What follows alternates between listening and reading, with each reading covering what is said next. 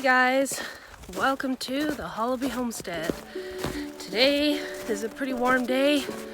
It's about +1 Celsius, whatever that is in Fahrenheit, and I thought it'd be a perfect day to go for a walk. I have Kobe with me. I left the husky in the house because our river has ice on it, and I don't want her to go on the ice and fall through because she's not a very good listener and she's almost fallen through a few times. So I left her in the house, but when I come back I'll take her out to play in the yard and stuff, so it's fair.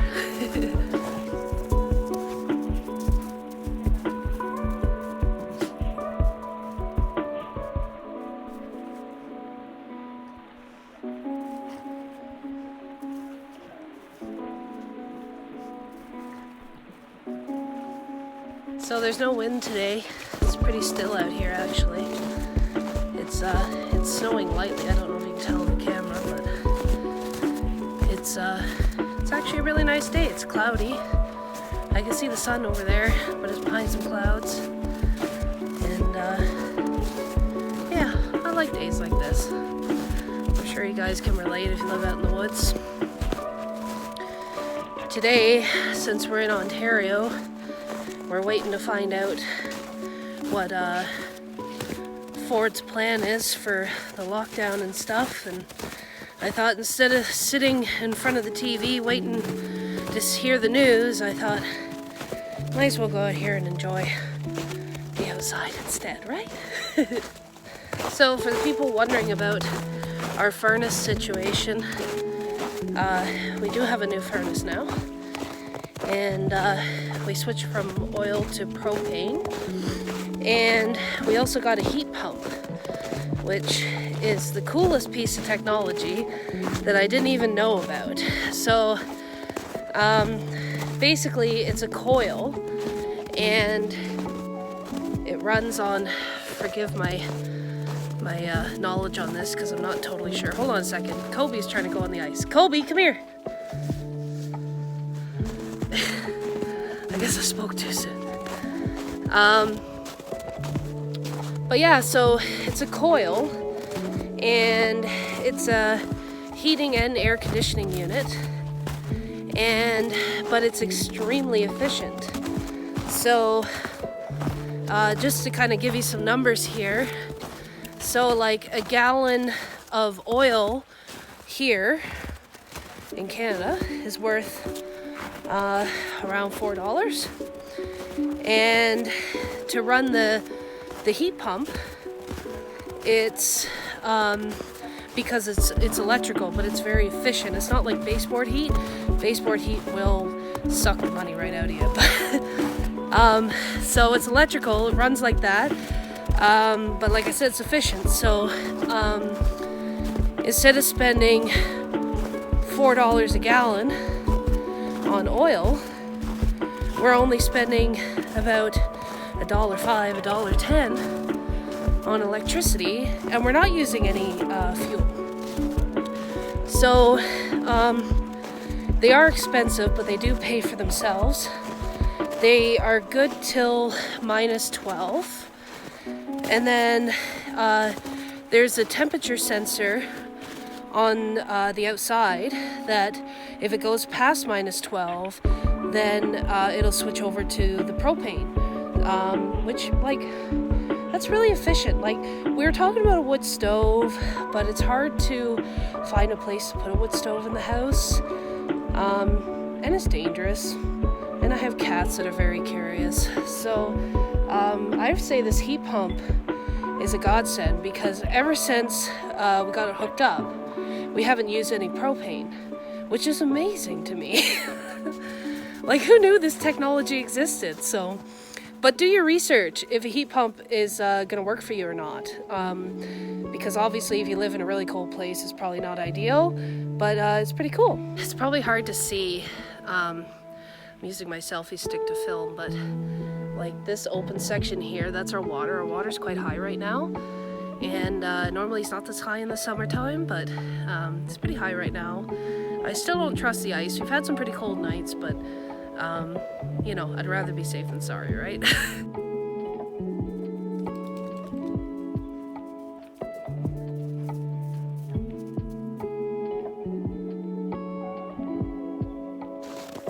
So on the topic of furnaces, I have to say the propane fuel is cheaper than oil. It always has been, and I think they're trying to phase out oil furnaces actually. Kind of the benefit of oil though, while having an oil furnace, is that you can put like a wood burner attachment to it you know, for supplement heat. But at the same time, oil is expensive, so if you're not at home that much, it's kind of, you're still using that anyways.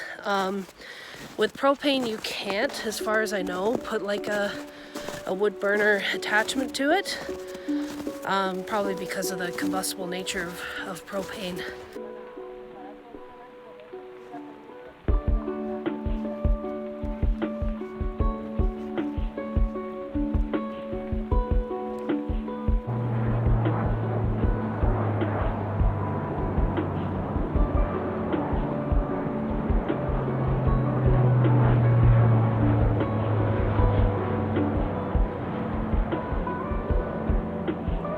So you've probably seen in our other videos, I mentioned this, we have some very large military planes that fly over, and they fly quite low. And it's kind of startling every time they fly over, because it kind of looks like they're going to like land pretty close to here. Maybe they are, I don't know. But every day they come through here around this time, and there's always two of them, and I don't know why.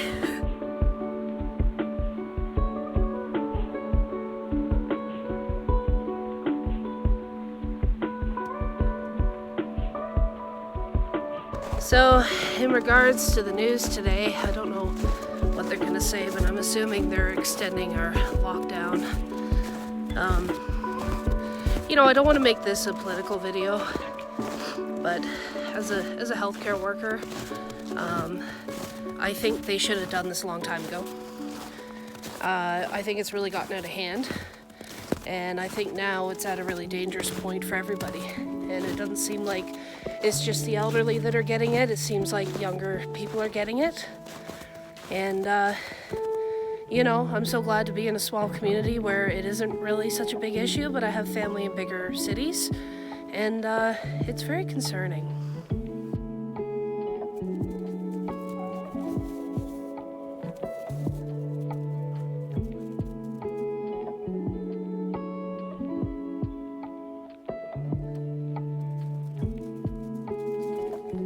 In the town that we live by, it's already been in lockdown for a couple of weeks. Like, we can't go into stores. If you want something from Home Hardware, you got to either phone ahead, or somebody meets you at the door and they go and get what you need. You can't really like shop anymore, which is fine with me. I mean, it's kind of scary times, and you know, you don't know what's going around. And at the grocery store, they're limiting people, like how many people are in the store at once, and you know, wiping cart handles and stuff like that. So you know, I would say that in the town that we're close to, they're really doing their job about a lockdown.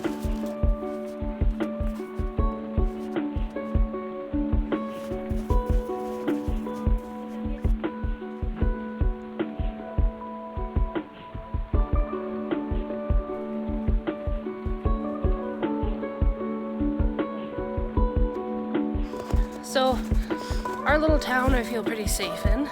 I have asthma, that's why I'm huffing and puffing all the time. And the masks really do bother me, especially when it's really hot or really cold out. And, but you know, I wear it for my own safety and for everybody else's. And I think that people need to really take that seriously. And I think that people who cannot wear a mask for one reason or another probably should have other people getting stuff for them, because you're just putting yourself and others at risk, because there's people that don't have any symptoms, and yet they could infect 5 or 10 other people without even realizing it. And that's why this thing is spreading so bad.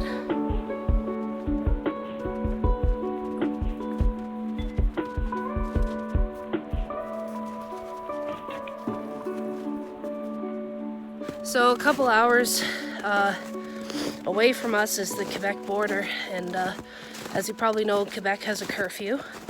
There's been some talk about Ontario having a curfew, but we'll see. I still haven't heard I think they're making the announcement now as I'm making this video. I still haven't heard what the official lockdown is for Ontario. But there was talk about like non-essential construction work being closed, which is, you know, what Dave does. He's a construction guy, and you know, it's a good possibility that he might have to be off work for a few weeks because of this. You know, he's going into people's homes, and we're just kind of waiting to see what the ruling's going to be in regards to that. We'll have to see. I mean, it's not the end of the world if he has to go off work, because there's lots of stuff to do around here. And it'd be nice to kind of hunker down with him for a few weeks, but we're just kind of waiting to see what they're going to say.